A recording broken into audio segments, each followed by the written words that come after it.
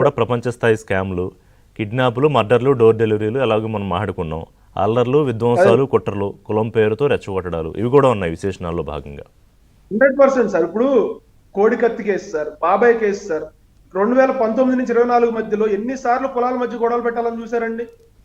కోనసీమ అల్లర్లు సార్, కోనసీమ అల్లర్లు వాళ్ళ మంత్రులు ఇల్లు వాళ్లే తగలబెట్టుకుని, వాళ్ళ నాయకుల మీద వాళ్లే దాడులు చేసుకుని, వాళ్ళల్లో జనసేన వాళ్ళు చేశారు లేకపోతే టీడీపీ వాళ్ళు చేశారని చెప్పి మా మీద బురద జల్లాలని చెప్పి ఎంత ప్రయత్నం చేశాడు సార్ జగన్మోహన్ రెడ్డి గారు.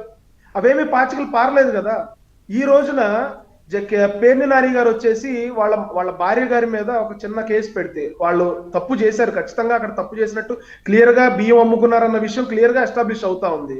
ఆవిడ మీద కేసు పెడితే నా భార్య మీద కేసు పెట్టారని చెప్పి సానుభూతి క్రియేట్ చేసుకోవడానికి ట్రై చేశాడు.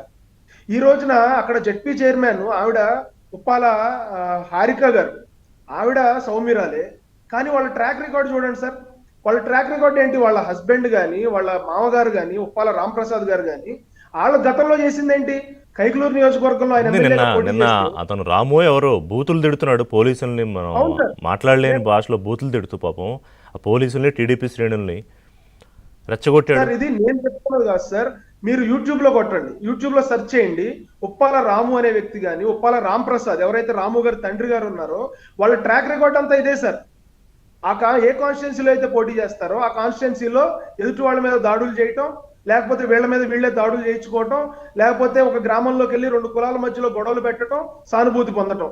కైకలూరు కాన్స్టిట్యున్సీలో 2014లో పోటీ చేసినప్పుడు అదే పంద.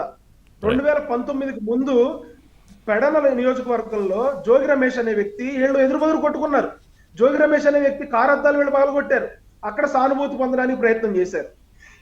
అయితే నిన్న గుడివాడలో జరిగిన ఇష్యూ సార్, ఇది ప్రీ ప్లాన్డ్, క్లియర్ కట్ గా ప్రీ ప్లాన్డ్ అనేది అర్థం అవుతా ఉంది. ఇందాడు వంశీ గారు కూడా చెప్పినట్టు పేర్ని నాని గారు మాట్లాడిన వీడియో అది లీక్డ్ వీడియో కాదు సార్.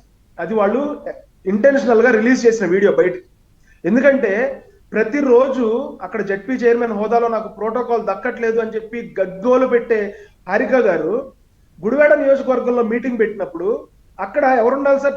వైఎస్ఆర్సీపీ తరఫున వైఎస్ఆర్సీపీ ఇన్ఛార్జ్ ఉండాలి, మాజీ ఎమ్మెల్యే ఉండాలి, ఎవరుండాలి? కొడాలి నాని గారు ఉండాలి.